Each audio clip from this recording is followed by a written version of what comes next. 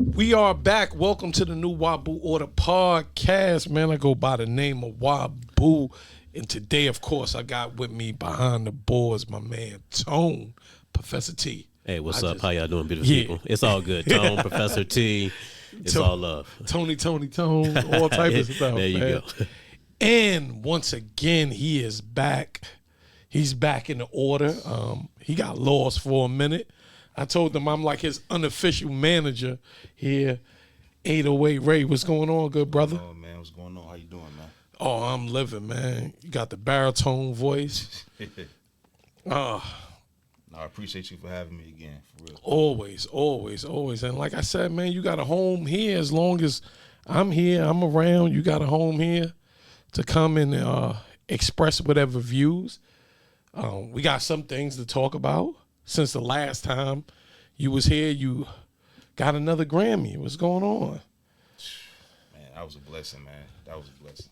You know, we was in a tough category. Like tough. You think it was tough? I think that was an easy category. Yeah. Okay. See, you're trying to be politically correct. That was a tough category, man. That was a tough category. Who was up for the joint? Pusha T? Drake, Metro Boomin's album. Travis Scott's. I forgot the other one. I think it was Pusha T and then Killer Mike. So yeah, that's a that's a tough category. Right? And for those that didn't maybe watch it, what was the Grammy for? Rap album of the year. Rap album of the year. Should have been on the main show. Mad it wasn't on the main show. Yeah. We need more respect in that retrospect. But you know, I'm grateful either way, man. But you know what was so crazy? Killer Mike said on another interview on the Breakfast Club that he was Jay-Z was gonna introduce him, but he already had got arrested, so he missed that part. So because you know they do us dirty. They don't televise the hip hop joints, and we just need to get our own award show and stop begging for their acceptance. If they're not gonna put it out there, man, what more do you want from us? Yeah, for sure. Was you there? Nah, I wasn't there. I was, man. We had a little watch party at my dad's crib. Okay. You know, so shoot. But before the Grammys even came on, we knew we won because we was on the pre-show. So okay, we just watched the Grammys just to watch it. And shout out to your family. I call them the Jackson 5.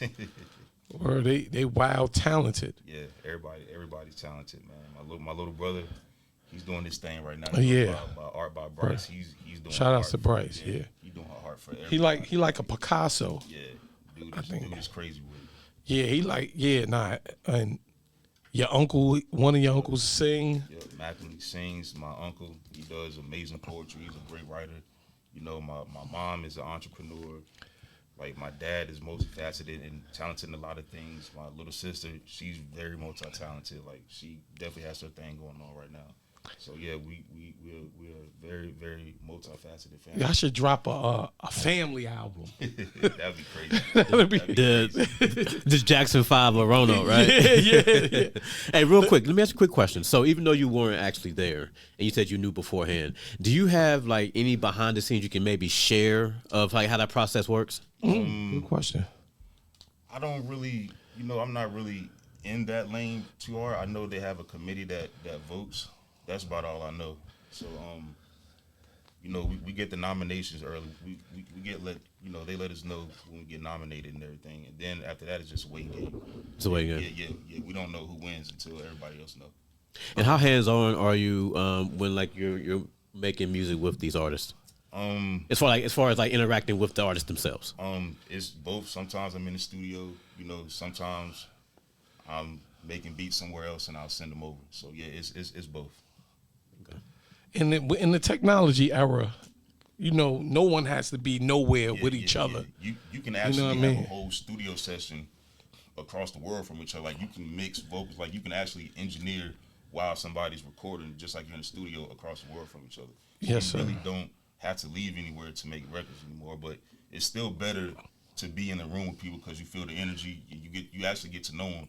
You actually build relationships and everything like that. So I would say it's still better to be actually in the studio with them. Yeah, because the vibe would be better. Yeah. Like, I don't like doing like those Zoom interviews. Yeah.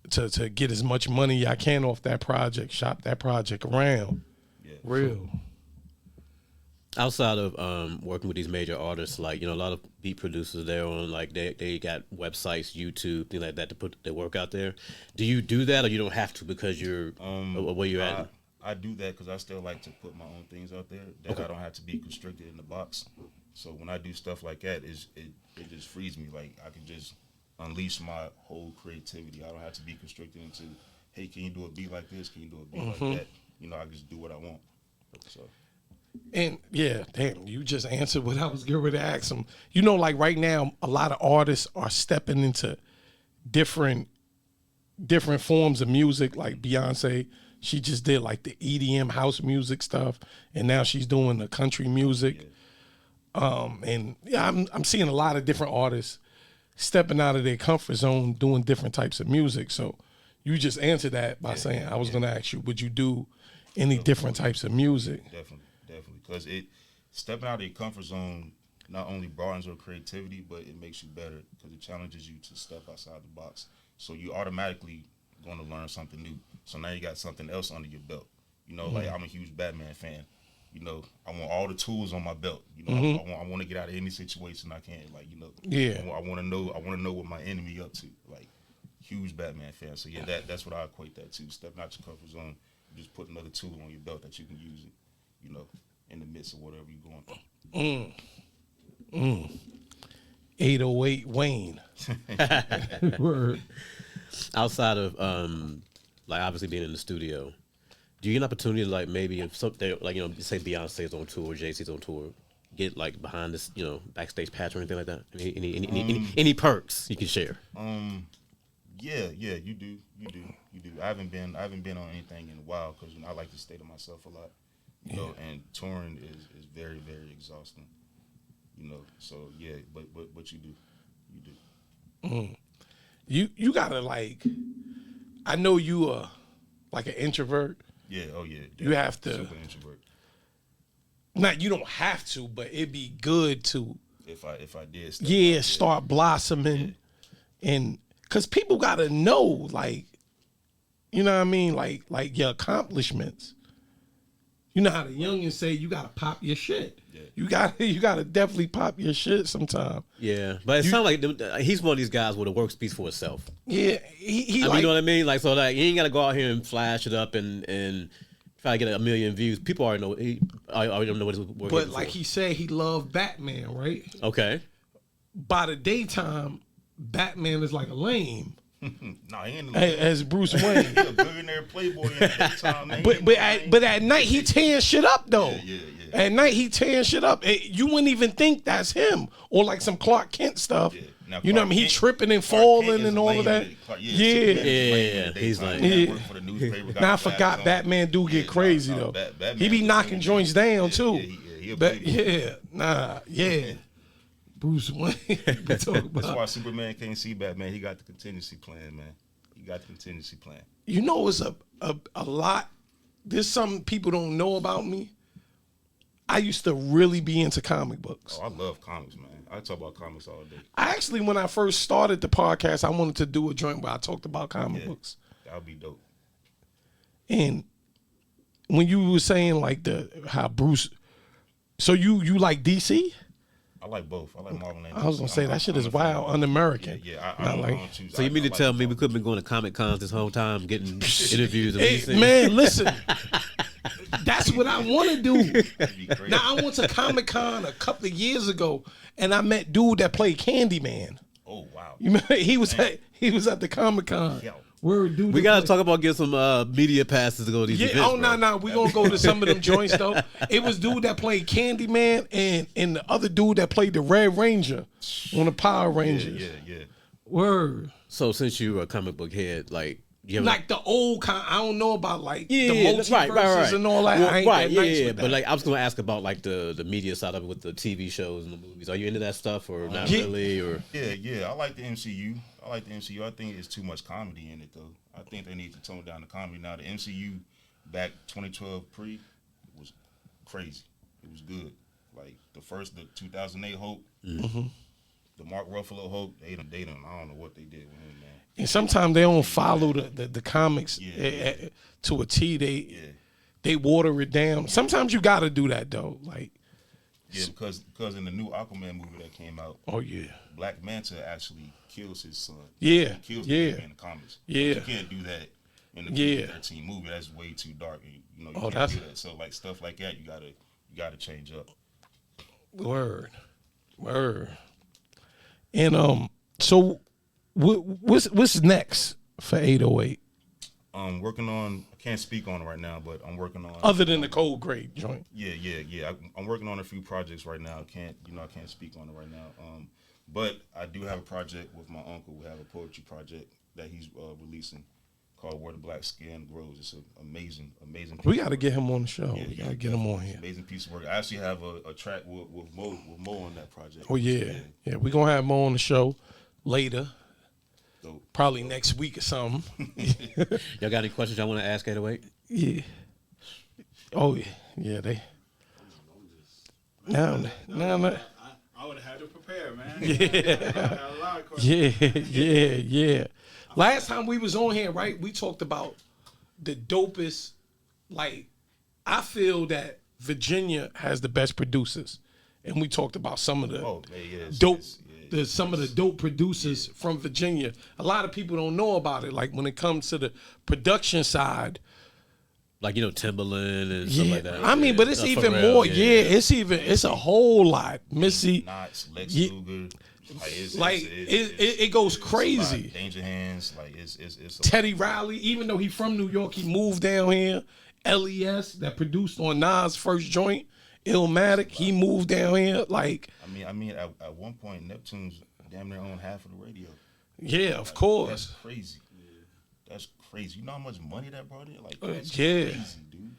Like, now Virginia just gotta get, like I said before, they just gotta get that person on the mic, the rapper, to blow up. Because the singer, Chris Brown, all of that, they got that. Trey Songz, but we just haven't really. Pusha T, but like more. I'm not gonna say more commercial, but more up to date. More up to date. We need something like that. Like we got some, cause some of the rappers that came out of Virginia was kind of a little trash. Like, rest in peace to Magoo. I'm gonna keep it real. He wasn't that good on the microphone. Up jumps the boogie to the beat. That he wasn't. And what's I'm just listening right now, people. No, this doesn't have nothing to do with 808.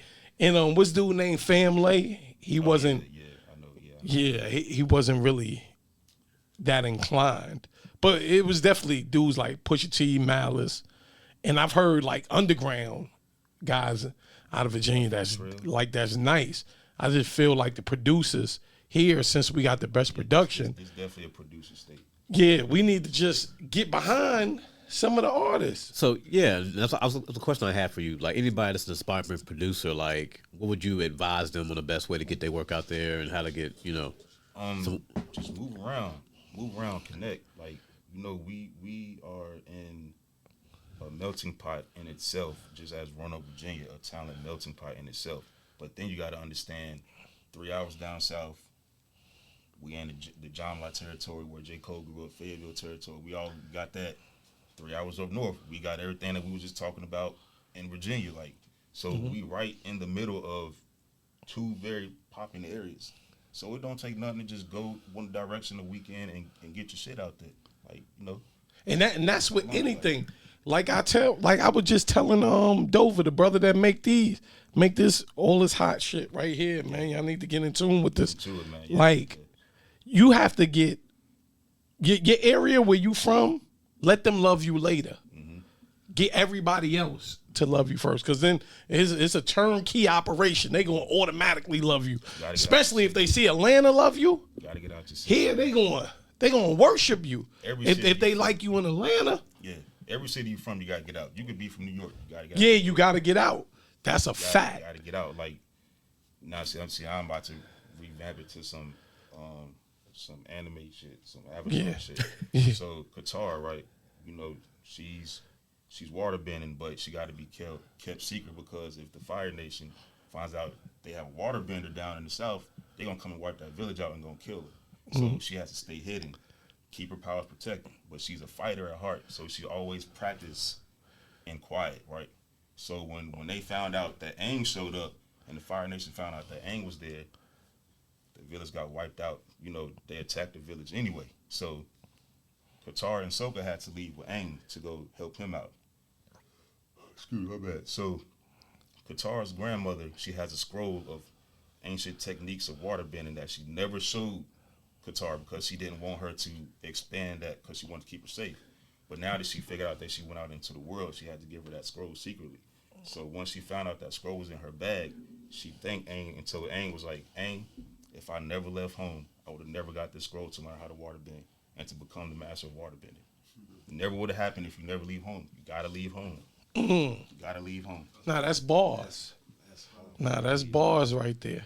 You were speaking Russian at first, but now I understand. Like, Always that's a connection to that. word.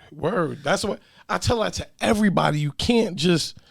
It's just you not gonna make it with the support from home, man. There's 8 billion people on the planet. I don't care what you're doing. You could get a few thousand, 100,000 that love with whatever you got going on. We see people with no talent make it. How? Because they got the grind. Talent don't really get you there no more. It don't. I swear to God, like back in the days, I heard one of the most incredible rappers I ever heard in my life. And I just heard him. You get what I'm saying? Like, yo, this dude is better than everybody. But he ain't had that grind. Then you got dudes like, not to be funny, like Mike Jones. His grind, and I respect grinds. I ain't like, if your grind, lyrically, he wasn't inclined, but his grind was so crazy, you had to mess with it. You had to. And that goes back into childhood story, the tortoise and the hare. You know, exactly. The main thing that they teach us as a child is called slow and steady win the race. We all know that lesson. But the hare was a guy with the talent. He could jump around. He could do parkour. Rabbits can do backflips off walls. They're really fast. He got all the talent. He got the ego. He got everything, you know. So he didn't think that he had to stay the course. You know, that tortoise is slow. You know, the tortoise, all he has is a basic trait to walk. But his mindset was like, I got to stay the course on this road. Yeah. He kept working hard. The hare thought, since I got all the talent, I can bullshit over here, go over here, eat some carrots, talk to the girl rabbit over here. I ain't got to worry about that. You know, that hare tortoise ain't gonna catch me. He taking naps. He taking naps. Yeah. He because he think his talent is what he got. And at the end, the one that was the hard worker, the one that stayed the course, the one that stayed on that road was the one that won the race. Word. Now a lot of people could really. That's why everybody like the George just dropping in here. Yeah. Because I like it because we can all relate to that. Yeah. But like, you know, what you're saying, you gotta have a mixture of that. Yeah. That tortoise mentality of the state of course. And then you gotta have a mixture of that nowadays. Yep. Talent don't do nothing but get your foot in the door. What you gonna do after that? Right. Like say if you do music, you could be the most talented person. It takes all day for you to get in the studio to make a song. I could be less talented and make 7 songs in one night. Who the people gonna mess with? Like the people that's writing the checks. Right. The top people they gonna mess with. In the day, all that is just money to them. Yeah. They don't care how talented you are. Who raking in the most money? That's exactly. Deal to. You seen that joint where Bobby Shmurda said, I forgot how much he said when he figured out how much his record label made off him. I forgot too. It was over 100 million. It's like close to 200 million. We don't think that. And he don't really have a large catalog. He has a small catalog. So think about what they making off a big, like a Nelly. Back in just think of what they made off of him. So they really giving you peanuts. Oh, yeah. You get what I'm saying? But that's what I was telling you. We had the last, our last show was talking about the Kanye thing. Kanye's fighting for that because he wants all artists to be able to eat off of what they producing out here. People got mad about what I said about Kanye. Football is just now sports guys just now getting the money that they deserve. Yeah. It's like Yeah. we gotta have that too. Nah, You know? the people behind the scenes always make the most money. Yeah. The people that made it possible for that to happen, they're gonna that's always make the most money. That's the bank. That's the Yeah. bank. See, we gotta learn how to be the bank. Yeah. You know, how like most of us try to teach our kids to go to the NBA teach them how they be an executive for the NBA. Teach them how to get their own team or whatever. We got to start learning those things, those traits. Courses in middle school and high school. Of course. That's Yeah. what we need. And trades. I always talk about. Yeah. All You these got to go bring back. the trades back. Real quick, I was going to ask you too. Man, we're talking about this whole thing. Yeah. It skipped me. Yeah, I It can skipped tell. me. Yeah. I It can skipped tell. me. My bad. I'll come back to it if I think of it real quick. But Yeah, man. And you remember, was it like the other night I was talking to you on the phone, right? oh, I'm sorry. Real quick, do you feel like the moving forward, most artists should just maybe be independent versus signing with a label? For the most part, yeah. But I can't really tell anyone what to do depending on what situation they're in. Yeah. But for the most part, yeah, I believe so. Do you believe like the music industry push artists to speak the things that they speak in, like hatred for themselves, hatred for their community, but they can't say nothing else about another community? And that's kind of situation, and I will say that to say this, I believe the music industry pushes what's attracting the most money. So if that's what the situation is, and they're going to push what you said. But if the positivity is what bringing in the most money, they're going to push people to do positivity. But the negative always will bring more money because it feeds so many different other industries. The prison industrial industry. When I was growing up, we had songs like "You Must Learn," KRS-One. It was all positive. Everybody was wearing African medallions. It was all positive. Now, like kids, like all the kids are in gangs. Yeah, see that's what I was saying. Like back in your day, everything was positive. That's what everybody was pushing. Yeah. Making all the money. I don't know where the flip went. I don't know what generation flip-flop what, but now it's all the negative stuff that everyone is buying into. So that's what the labels is pushing. Doing the agenda though, and the agenda is to, of course, we still got a foot on our neck. Yeah. And this wouldn't be the new Wabu Order Podcast if I didn't talk about this. You know what I mean? I gave y'all the bubblegum stuff, but now we got to get real. It's an agenda. The agenda, we telling kids, you can't have not one positive song on the radio, but I could call all black women bitches. I could say how many black men I'm going to kill. And that's every artist on the radio. That's every artist. They don't never talk about hurting nobody else. I said this on here plenty of times for you artists that's talking about killing, selling drugs, raping, how much you hate black women. Y'all got to spread that shit out evenly. Y'all got to start talking about hating white people, Hispanics, Asians, because you can't just talk about hating my people. Y'all got to start doing that because when y'all, all the killing y'all doing, who y'all killing? Who y'all killing? The raping, y'all talking about raping and all type of freak shit. Who y'all doing this freak shit to? That's sad. You only talking about the people in your community. Like, and people that look like you. Yep. That means you part of the problem. That means secretly you like a white supremacist. Huh? I mean, hello. I wouldn't go that far as calling us white supremacists, but we do play a part. We do play a part. I mean, no, they're not card carrying members, but they are programmed in the way that they don't know. Of course, they think it's cool to spin a block, ride on their op, and kill only people that look like them. But see, that's the point of our group Code Gray, because we talk about all that stuff like that. But we don't talk about it glorifying it. We talk about like, no, you gotta stop doing this shit. And that's the ill thing. Like, yeah, no, and it's still a balance in life, right?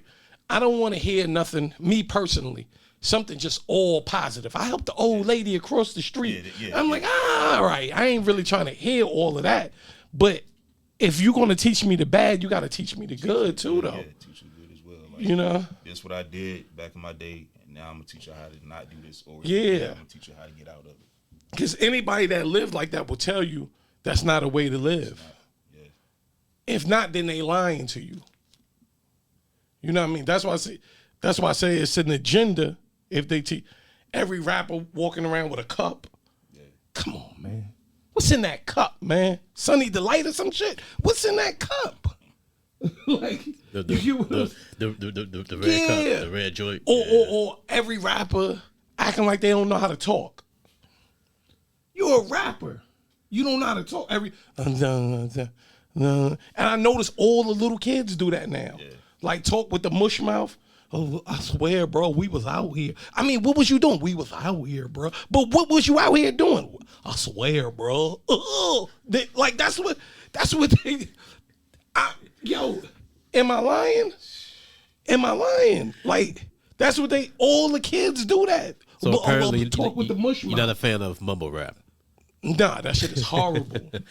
That's just to me. Maybe sometimes I might listen to it to laugh. Like I like to laugh. I might listen to stuff to laugh, or maybe for that time I might be feeling a little ignorant. I want to hear some ignorant shit sometimes, but I don't let that shit take over my life. Right? Yeah. The ignorant shit, it can't take over my life. But I know if I was a young and impressionable kid, when you're young, all kids are impressionable. It's gonna take over your life. Me growing up, what was impressionable to me was the 5% Nation, like the Nation of Gods and Earths. If you look into hip hop, most of the hip hop artists were members of the Nation of Gods and Earth. They saying stuff like the Black Man God and stuff like that. That was fly to me. That was like our Bloods and Crips. So all I ever wanted to do was be that. But if I came up in this era, I probably would be a Blood or a Crip, and I have the mush mouth, and you know what I mean? Oh, like not know how to talk and shit like that. I would be just like that. But there's a reason for that. We go from talking about being gods and earths, talking about the distance from the sun to the earth. You know what I mean? We talking how much land mileage. We talking about everything for the planet Earth. So that's creating us to be intelligent. Now they just talking about niggas wearing dresses, skirts, bell bottoms. Yeah, I'll be down with that. You get what I'm saying? Like, Yeah. that's like, when is it gonna bell bottoms? Right. Like, No, I get it. somebody got mad at me last time for when I was talking about fashion. But when is like a cool sweatsuit not good? Now you got to wear a one-piece bell bottom. You're looking like Ron Isley in 1965.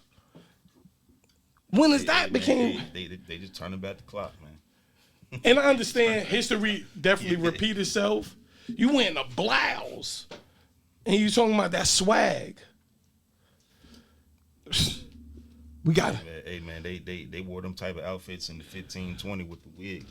Come on, man. Them dudes had them little dress shoes with the heels on it, the little frillies. Come on. You know it's in the history books, man. You know grown men was wearing that stuff back in the 1500s, man. Yeah, that's a Snapple fact. And hold on, I got to say this too. When now they pushed everybody to talk about the stuff that they talk about, right? And I'm gonna show you where the trick is at. Look at Young Thug. He locked up for talking about all of that stuff, right? And we supposed to have freedom of speech. It's not real. That was the trick. Hey, Jamal, go over there and talk about robbing and killing in your community.